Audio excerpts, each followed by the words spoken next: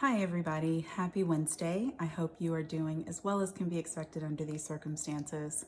I'm back to talk to you today about another part of our community that's particularly vulnerable and disproportionately affected by the life changes that we've been experiencing dealing with COVID-19. And that community is the community of families who have children with special needs. Since schools have been canceled and even outside therapy groups and companies have been closed, this directly affects that community. I don't know if you know it, but 12.8% of children under 18 are in the special needs community. In raw numbers, that's 9.4 million children in the United States. It's 20% of all families that have children in the United States. So 1/5 of our community of families, household families in the United States, are dealing on a daily basis with having at least one child who has a disability or has special needs. But that's not easy in and of itself. But to go through that and have the additional changes, unexpected changes of having to try to manage childcare and to educate a child at home and to have therapy eliminated can be overwhelming.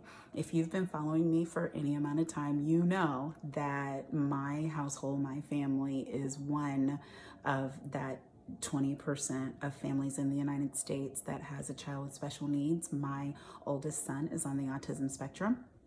And schedule is very important for children on the autism spectrum. So going to school and knowing what they're going to do first and second and third and what happens on which days of the week, all of those things assist them in being able to deal with life, being able to adjust appropriately and learn and have kind of calm to their system. And so when things like that change, it turns all of that upside down.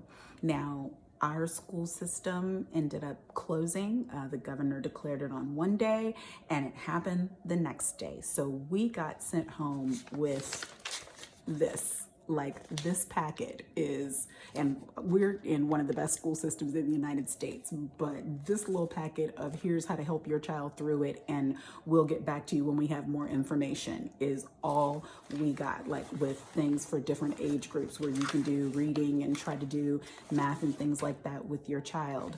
But think about what that means for parents who are still trying to work. Think about what that means for parents who are not equipped to provide the special level of education for their child, whether the child is on the autism spectrum or if the child has Down syndrome or if the child has some other kind of learning disability from one end of the spectrum to the other. Many, many parents, millions, have no idea how to get that accomplished.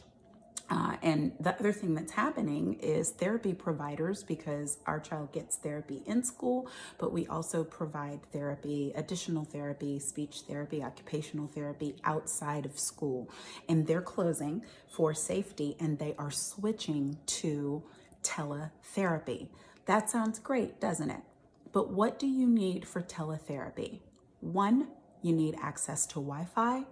And two, you need a device that you can connect to Wi-Fi that you can then use to communicate the way I'm communicating with you right now. How many of you know that disproportionately affects low-income households who do not have Wi-Fi access in the home and who do not have a phone that has Wi-Fi access or have an iPad or a laptop or a home computer where their child can connect either with their teacher through Google Meets or with an outside therapist? So, what can we do about that? Glad you asked.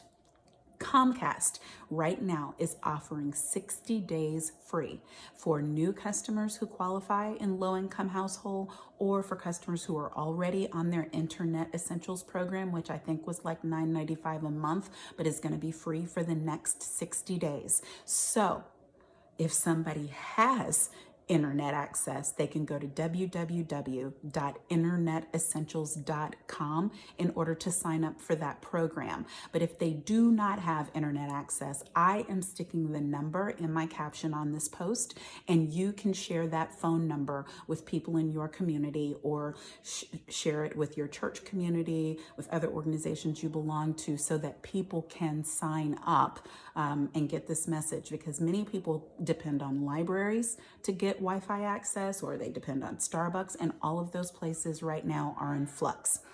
Here's the other thing. And I'll give you the phone number. It's 855-846-8376, or in Spanish, 855-765-6995.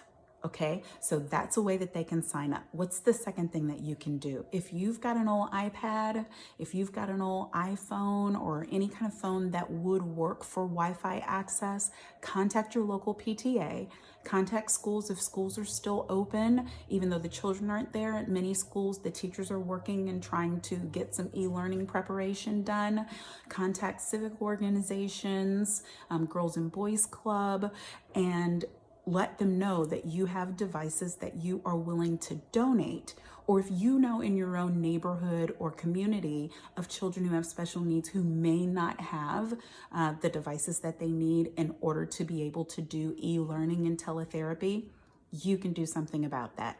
You can also send people to autismspeaks.org for additional information about steps for parents and caregivers and things they can do if they're dealing with stress, dealing with trauma during these times.